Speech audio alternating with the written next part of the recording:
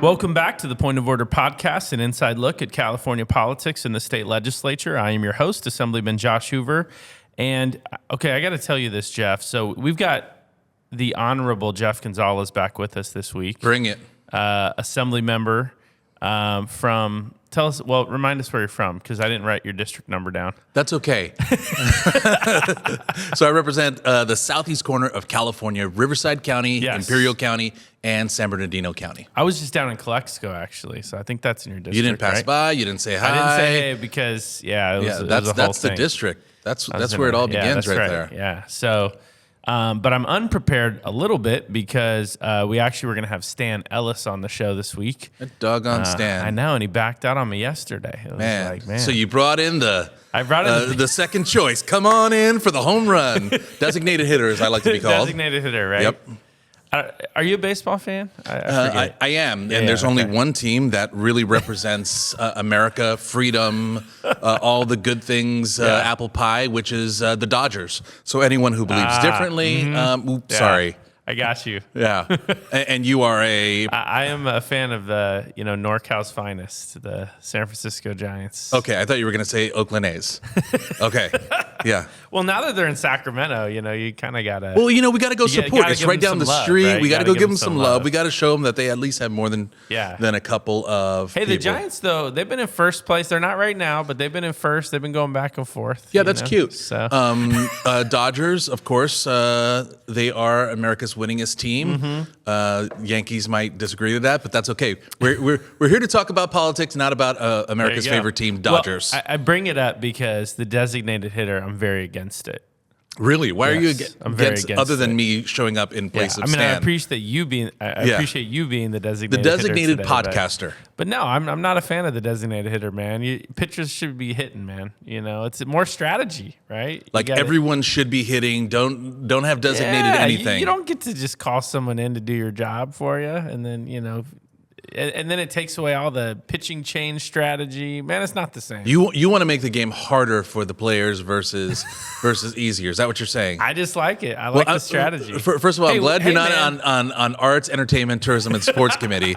Let's call it what it is. But I appreciate the strategy of it. Yeah, I think everyone should play. Yeah, I do. I like it, and I like that the National League used to do it that way. And you had some fun pitchers that could hit too, like Shohei. I mean, that guy hits, right? And then you got Madison. He doesn't just hit; he ignites the ball. He sets it up on fire, a conflagration, if you will, out of the stadium. Yes. Well, Madison Bumgarner used to be a good hitter, right? He was not as good as Shohei, obviously, but he could knock one out of the park occasionally. So. Occasionally, and like we appreciate that.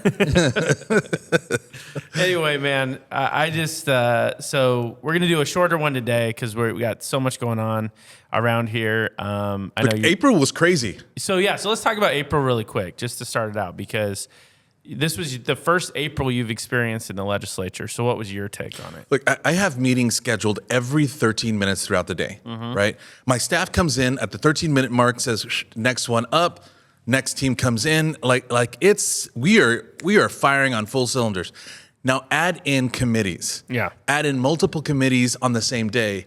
Add in multiple committees on the same day at the same time. You're like, if not for the courage of the fearless crew, the minnow would be lost. Yep. That's a Gilligan's Island reference. But it's really, thankfully for great teams that we have, we're able to be able to juggle all these things, walk and chew gum. But it was insane. How was it for you? It was insane. I would say so compared to your previous ones. I don't know. I mean, like maybe it's like I try to put those out of my mind, but I don't. April, the trauma of those. The trauma of April. Look, April is always crazy, but I will say that this April felt particularly busy. I mean, I had obviously a lot of bills to present this month, but I think part of it is my committee structure this year. I got put on 3 committees that all meet like on the same afternoon in different buildings, and so it's like I don't know how to like be everywhere at once. You know what I mean? So I remember there was one time. Isn't that what AI is for and doppelgangers? We can just kind of replicate ourselves and be in 17 different places? Like one time, Leticia Castillo and I were running over to another committee, and the chair was texting us, "Where are you guys at?" And we were in education. We're supposed to, we had to also be in two places at once, and we're both on two of the same committees. And so we literally took a video of us because we're literally running over to the Capitol, and she's like, "I need proof of you running." And so we literally took a video of us just like running. Have you seen that video of the guy that's riding the bicycle and he's got the green screen behind him and the camera? You guys should have been doing something like that. Yeah, running through the Capitol. Right? Yeah. No, but it is tough, and it's funny because we thought the bill limit, right? We reduced the bill limit this year, so things are going to be a little better. But I don't think that's going to kick in until next year because for some reason everyone introduced the same amount of bills this year. So next year we're going to by default have fewer bills. But I just think that it didn't have the impact we thought it would in terms of reducing craziness of April. Right? Look, coming to the state capitol and being a legislator, you have 35 bills and everyone wants to put in bills. Here's what I think: for every one you put in, you got to take one out. What do you mean? How does that work? Wait, for every one you have bill to take a law out, or every one you put in, we have a gazillion bills. I know. Law is like on top of each other. For every one that you put in, you got to take one out because it's just insane. California is drowning under regulation, and we just keep on adding and adding and adding. Well, and I know everything's digital now, so you can't really get a picture of this. But if you looked at the California codes, right, like in, let's say, like 1900, right, and then compared them, like if you've printed them in a books, which they do that, but they're like at the state library or whatever.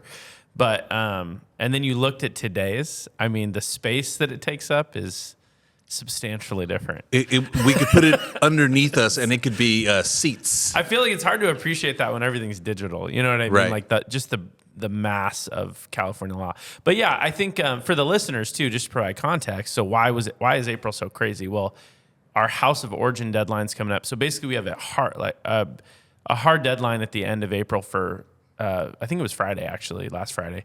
For fiscal bills, everything has to be out of committee by, was it last Friday, which was, April 30th or something? I can't remember, but it was basically a hard deadline. And so that's why, and everyone kind of waits, and then everything gets condensed in like the final 2 weeks of April.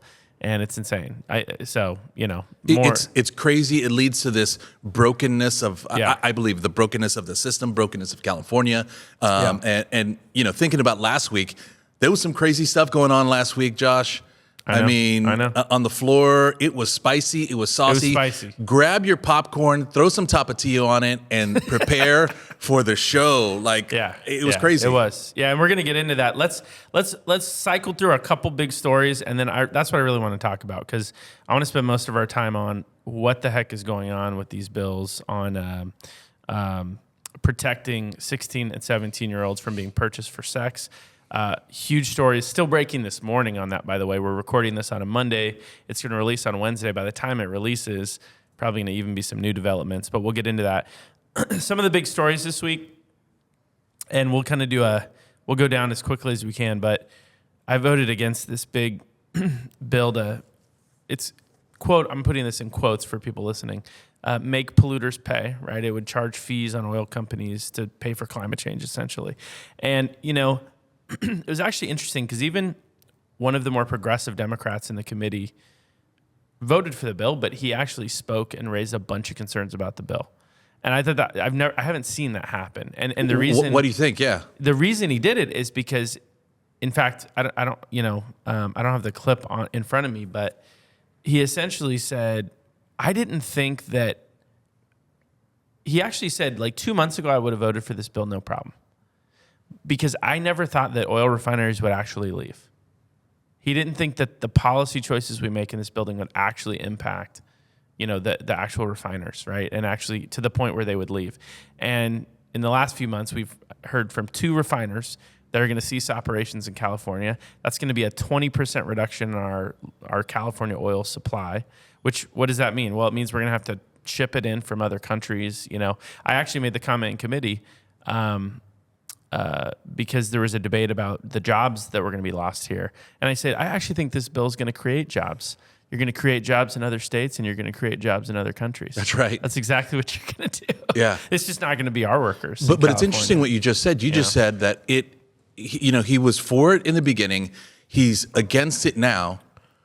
And, it's because he never thought that the refiners would do that. Do you think that's a trend, or that's an awakening of legislators trying to say, what we've been doing for the last few decades is now catching up to us? I don't know. I mean, I hope so. I really do. I think we need to be very aware of the real world consequences of the policies we write. They're not just pieces of paper. They have real world consequences. They affect people's lives. They affect the cost of gas. They affect people's jobs. And I think that we do need to understand that. So it was kind of refreshing, to be honest with you, to hear that. Even though he still supported the bill, I think the awareness of that is important. So we'll see how that one shakes out. More to come. More to come on that one.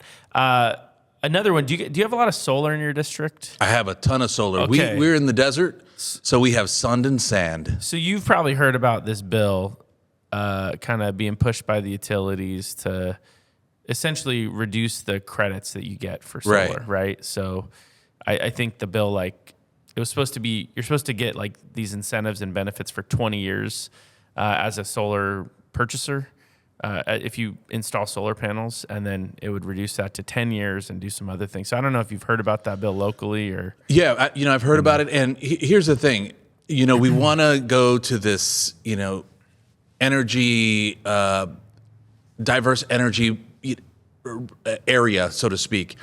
And we talk about solar, geothermal, all these different alternative energy spaces.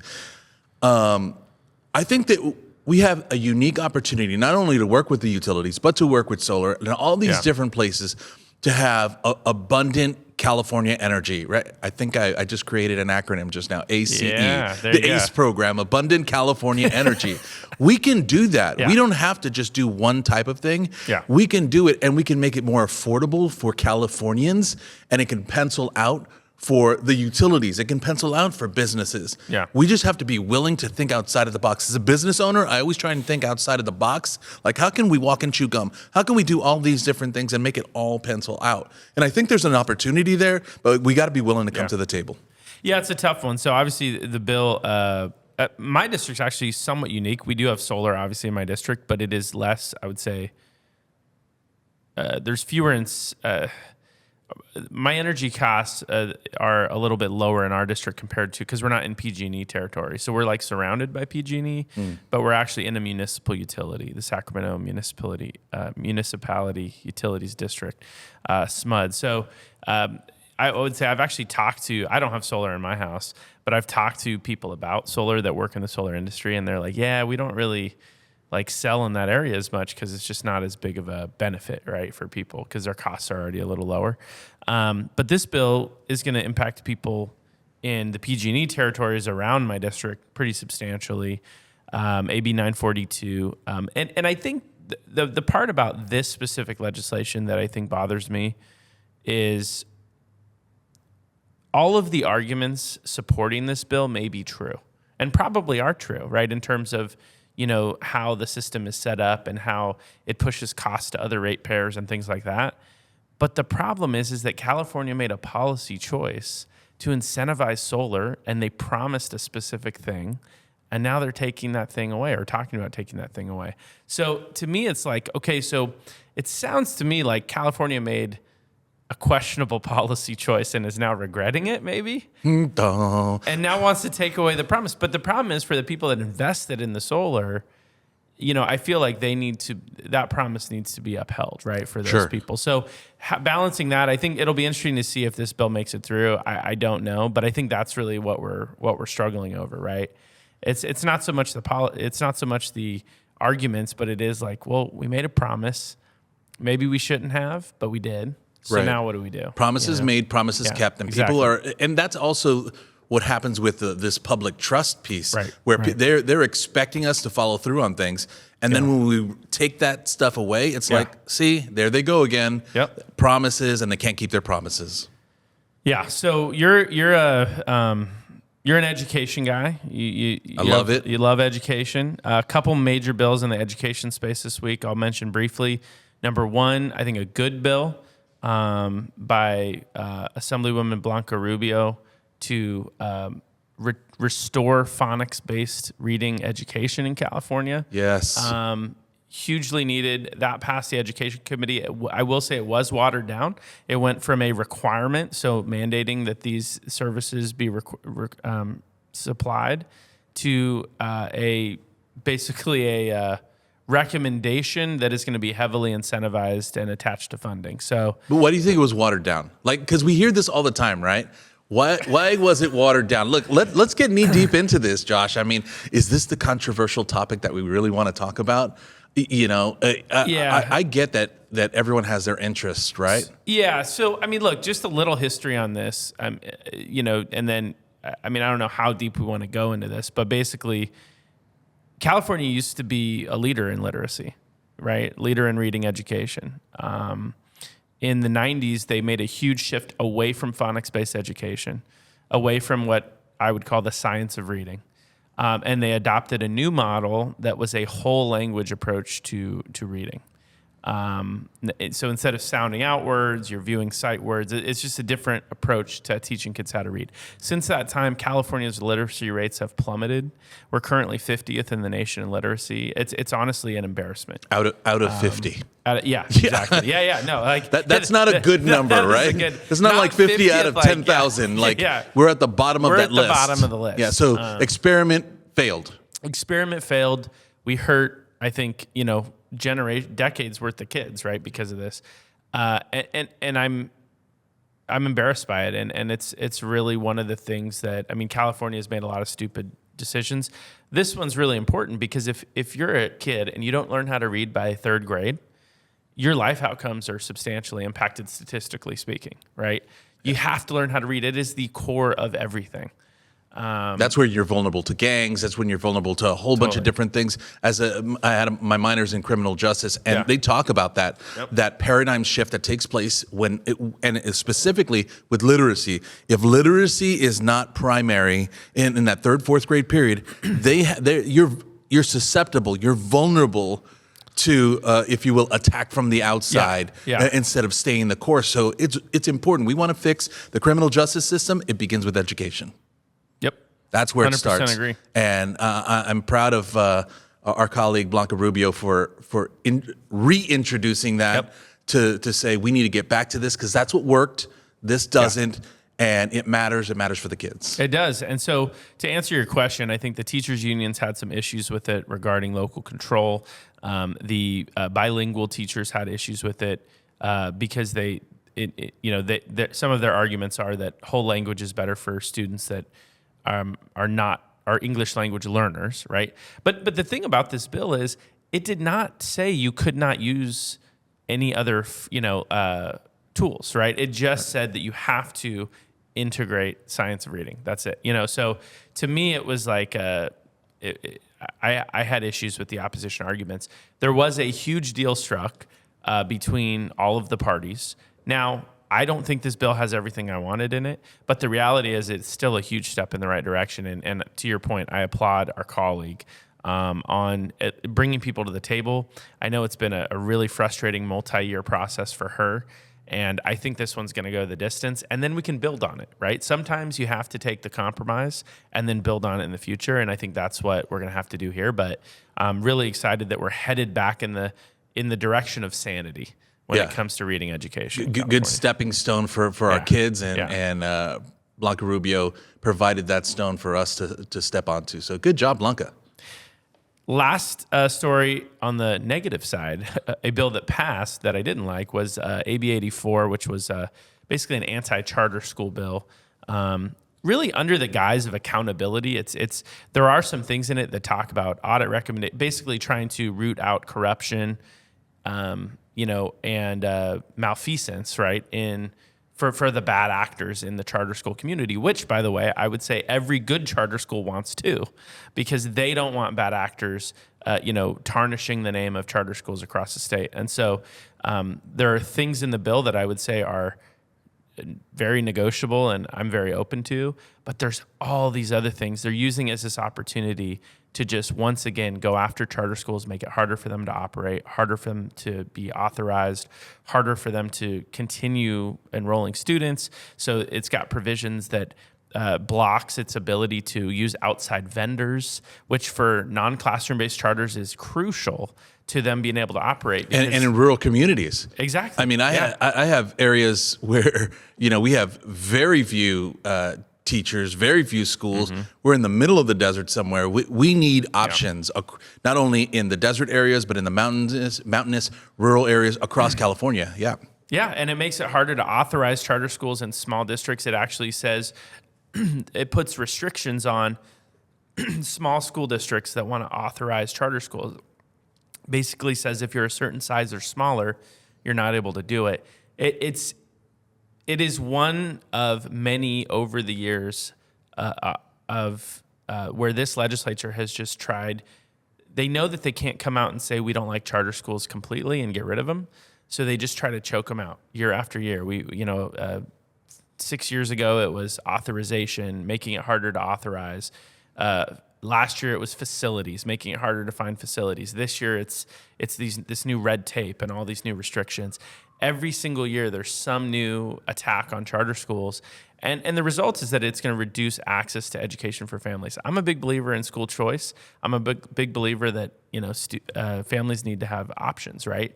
That is not anti-traditional public school. That is simply saying that it's important when families have options. And unfortunately, this is going to have the opposite effect. So. And every student thinks differently, processes differently, and they need different modalities in order to succeed. For me, I'll give you a little personal story before we go on to the next topic, is the fact that we had a friend of my son who came to the house and was struggling with school, had some other personal issues, so we pulled him and my son into homeschooling. We said, you know what, let's just kind of help refocus as a community. It takes a village to raise a child. So we came in as a family and said, how can we help them? My older son was the PE teacher, and he's in college. So we all came together. Here's the thing that we found out after several years of doing this. My son went back to public school.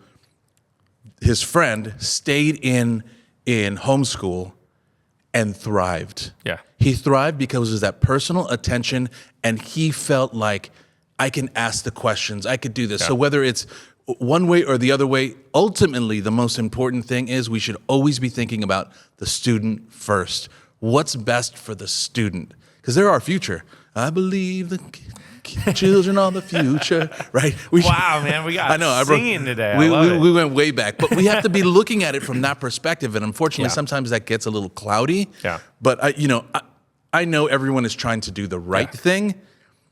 The question is, by doing this, by having this bill, does it exclude those in these communities that need these type of services? And if it does, we need to rethink that. Yeah, and it's so funny because I come at this from so many different angles because I'm a former homeschool student, right? I'm a charter school parent. I'm a traditional public school parent, and I'm a former school board member, right? So I've really seen a lot of different aspects to this, you went through the whole buffet. I've experienced it all, right? You were the guy in Las Vegas that was just getting everything from every single station. Exactly, right? And we actually homeschooled our kids for a year during COVID, just because of because of COVID, right? Right. But which, by the way, I'm not cut out to be a homeschool parent, and I just applaud anyone that can do that. It is much harder than it sounds. Yeah, it's like rocket science, homeschool parent, kind of right there, right in the same. I have so much respect for families that do that, but I've really experienced a lot of the different aspects of this, and I can tell you from being a school board member and actually authorizing a charter school in my local community before I came to the assembly, the deck is stacked against charter schools already. I mean, to get authorized, you already have to go to a school district that has financial incentives for not authorizing you, right? And let's say you get through all the hurdles and you get authorized and you get to open. Every 5 years, you have to go through a renewal procedure. Now, I think that's fine. That sounds because painful. It provides accountability. Are you getting the results you said you would get? Are you serving students? Are you helping kids? All that's good. But this narrative that, well, we just need to treat traditional public schools and charter public schools the same. They're not treated the same. Charter schools have to get reauthorized every 5 years. Would you say that traditional public schools should need to get reauthorized every 5 years? I think the author of this bill probably would not agree with that. Right. And then, I also brought up in the committee hearing, I had a list of 9 school districts that have gone bankrupt, in the last, few decades. We also need accountability for them. So, this whole focus on, the charter bad actors, look, I get it. Let's have that conversation. But let's also acknowledge that charter schools are a critical part of our education, framework. And they need to be less restricted than they are today, right? So anyway, that's my rant for the day. I love it. The rant for the day. Rant for the day. All right, so here's the question. Do we do satire articles real quick before we dive into the real stuff? I think we dive deep and into those articles, and then we dive even deeper into into the meat of the day. So a couple quick satire articles. Are you a Star Wars fan? There's just some Star Wars. What is this Star Wars that you speak of? We just had May the 4th just pass by. Okay, so this one, so May the 4th. This one's a nation takes somber May the 4th to remember deceased Star Wars franchise. A little hit on the new Star Wars. Yes. I don't know, Nobody wants to watch the old one. do you know Temu? Temu? I am familiar with Temu, but my wife is even more familiar with them. Temu shut down, devastates Americans looking to buy throw pillows that look like chicken legs. I don't know. That's so random to me, but also kind of funny. I'm not a Temu guy, but You don't know what you're missing, Josh. Temu is much like air. If you don't have it, you won't survive. That and Amazon. I was going to say, or at least that's what my wife tells me. About Amazon. My wife tells me this every single day, so I'm like, oh, okay, I believe her. Yes, ma'am. Let's see. Jeez. The president to expand Alcatraz by putting up fence around San Francisco. I don't even know what that means, honestly. Boy, you are going to get our colleagues on the far left so upset with you. I've been seeing this Alcatraz memes all over the place. Man, are people incensed about it? This one I don't appreciate. Chipotle announces plans to get even worse. I don't know. Like, what's with the shot? I love Chipotle, man. I'm a huge Chipotle fan. I'm sorry. There's Chipotle, and then there's Taco Bell combo number 9. Taco Bell combo number 9 surpasses anything that Chipotle can ever offer. There should be the combo number 9 song that talks about Taco Bell. I'm sorry. Take. Let's see. Any more here? Let's see. I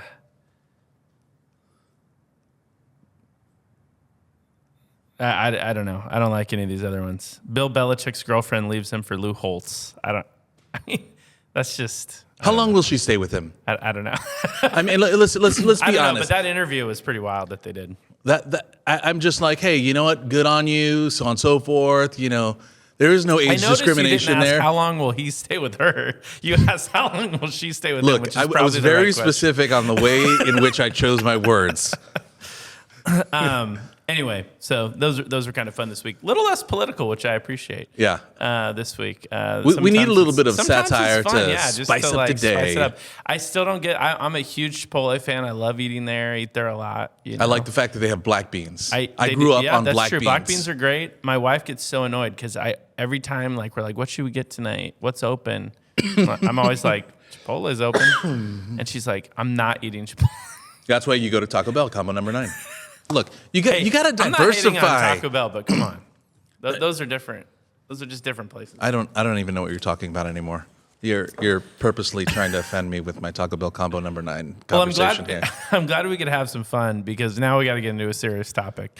But set the stage a little bit here.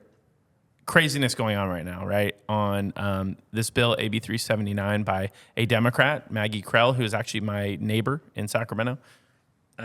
New Assemblywoman representing the city of Sacramento, had a bill, very simple bill, to make it a felony to purchase 16 and 17-year-olds for sex in California. I mean, honestly, the bill was actually very simple when you just read it plain language. This essentially what that means is a bill was passed last session that would have applied these felony protections to everyone through the age of 15. And for reasons that I still do not, it's impossible for me to even explain, 16 and 17-year-olds were pulled out of that bill. So this was supposed to rectify that past action, treat all minors the same. Look, the way I've been putting it to people that have asked me, it's like, look, it doesn't matter. And nothing else matters. Your sexual orientation doesn't matter. Your ethnicity doesn't matter. Your status doesn't matter. The reality is, no matter what, notwithstanding anything else, if you are a minor, you are off limits. That is what we're trying to communicate with this bill, right? And there's been a lot of different arguments. So then, what happened next? So the bill gets presented. It goes into judiciary. Yep. And it gets gutted. Right. What was that about? So on last, I think it was Thursday, right? Assembly Republicans said, we're not going to stand for this, right? We're going to force a vote on the real bill, right? Fix this bill. Let's get this bill done right. And the Democrats, in literally the last minute, I mean, I don't know, I didn't even have time to read the bill, but essentially presented this alternative legislation. That's being new. Yeah. When I saw that take place, oh, okay, well here's the new thing. Let's vote. I'm like, wait, whoa! It was wild. We haven't even looked at it. We didn't have it digitally. We didn't even have it in front of us. Not an email, not a text, not a MySpace, nothing. I mean, they were probably typing it up as we were talking. Yeah. I mean, honestly, so I'm going to play this clip from that floor debate. This is the author of the original bill, Assemblywoman Maggie Krell, talking about her concerns and what she wants to see in legislation, and then we'll discuss your reaction to what happened last week. So here's where I'm at. I want one thing out of this. I don't care whether my name's on the bill, but I would happily support it if it includes protections for 16 and 17-year-olds, if it treats them as victims because they truly are, if it recognizes the fights that survivors have led for decades for the basic understanding that if you're 17 years old on a street corner and an old man comes up and purchases you for sex, that's rape. That should be treated as a felony. I don't know whether to respectfully ask for your aye vote or your no vote, because I truly don't know what the intent of my colleague from Burbank is. But if he would answer that question, I'll be able to make a decision at least. Thank you. Long story short, he did not answer that question, and those protections do not exist in the bill that was presented to us at the last minute, right? And so what was your take? I know that, this is obviously something we agree on. We very passionately opposed these amendments that would have weakened the bill. And then today, actually, I will say there are a bunch of new ads out there now attacking us for doing the opposite of what actually happened, which is a whole nother story that's going to be blown up this week, but that I think are just gaslighting at its worst, right? But what was your take on the debate, Maggie's speech, and just kind of watching all that as a new member of the legislature? I first and foremost, the initial reaction of, hey, here are the changes, let's go, I thought was not very considerate, right? Didn't give anyone the opportunity, not people in favor or in opposition. It didn't give them the opportunity to even read it.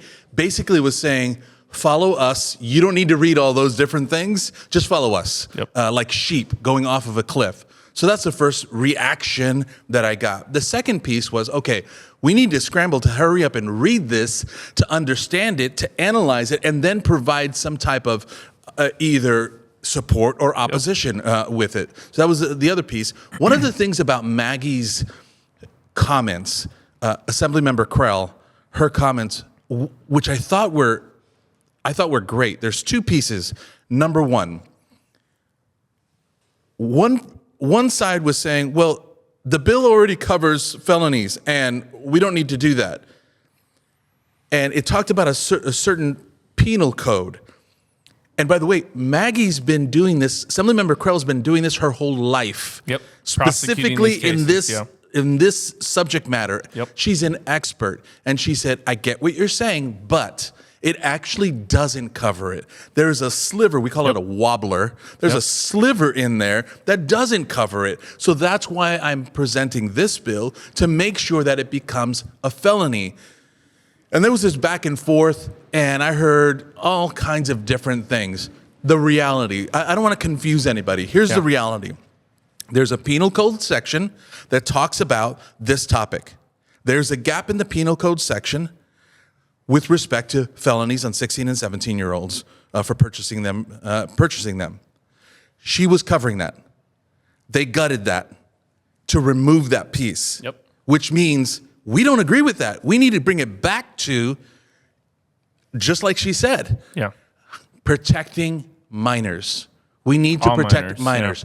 All minors, race, color, creed, you name it, across the board. Minors need to be protected. And that's what she was doing. That's what she's always done her entire career for decades. And because of her experience in court for decades and prosecuting these things, she knows the nuances of this. So she's the expert. And then they're saying, no, you're not the expert. We don't believe in this. So we all aligned with Assemblymember Krell, not because it was a party thing, because this is not a partisan issue. This is a protection issue. This is a protection for our most vulnerable, our kids, right? And she was trying to do that, and unfortunately, that didn't happen. So, for anyone who's watching this and understanding, Ashley Zavala actually did a great, she's doing a lot of good coverage on it. Great interview. I think it was a podcast, a video cast. It's about 20 minutes. I think, she breaks it down. I don't know if you're going to put it on your we'll link. Put it in the notes. Put it in your notes. But watch that, and it can kind of give you the step-by-step play as to what took place and why we were in opposition, why the author's in opposition, why, crazy enough, the governor's in opposition, and the lieutenant governor's in opposition. So all these folks are in opposition. Everyone's in opposition, except, unfortunately, for our colleagues across the most of our colleagues across the aisle. But there was some colleagues that said no. Assemblymember Baines stood up. Joaquin Arambula stood up. So so it was interesting because you had the bipartisan bill introduced, make it a felony. Democratic leadership refused to support that bill, presented this other alternative that stripped out all the accountability for sex predators, essentially. And then Assembly Republicans voted along with 3 Democrats, including the author of the bill, against that attempt to change the bill. So, I think there's so much, so many ways where this is trying to be confused, but at the end of the day, it's very simple. And this has been way overly complicated. And that's why the governor supports it. That's why the lieutenant governor supports it. That's why Democrats, I have a thread on X where I'm like posting all the Democrats. I saw your thread. You were hot thumbing it the whole time. But I went off on Sunday night. Yeah, I was kind of like, So, so it's just, I think terrible what's going on with this. I want to see the bill restored. I want to see the gaslighting stop. But most importantly, I want these kids to be protected, right? And so, and here's the other piece that's important: clarity and communication. Because right now there's confusion in the communication with these ads that came out over the weekend saying that we voted a certain way to not protect minors. That's the opposite. Lies. Yeah, and it's unfortunate. Luckily, people are reporting that this is it's a lie that these ads are going out. But your average Californian doesn't need more of this back and forth confusion. What they need is leaders of action, leaders that are courageous, and leaders that are committed to ethical behavior. And unfortunately, sometimes that doesn't happen. But we need to bring it back to that, and we need to bring it back to the middle and work together to make sure we protect every single minor in California. Cannot think of a better way to end the podcast than on that note. So let's do that. Jeff, thank you for coming on. Appreciate it. My pleasure. Next, in a couple weeks, we're going to do more of a budget-focused podcast with Tom Sheehy. He's going to be coming back on to break down the May revise, which is going to be happening in the next couple weeks here. You can share ideas for future shows at pointoforderpod@gmail.com. Follow on socials at pointoforderpod, and follow the host today on X, myself at Joshua_Hoover, and then Jeff at ASM Jeff Gonzalez. Thank you, sir. Appreciate it. Great having you. Thank you. See you later.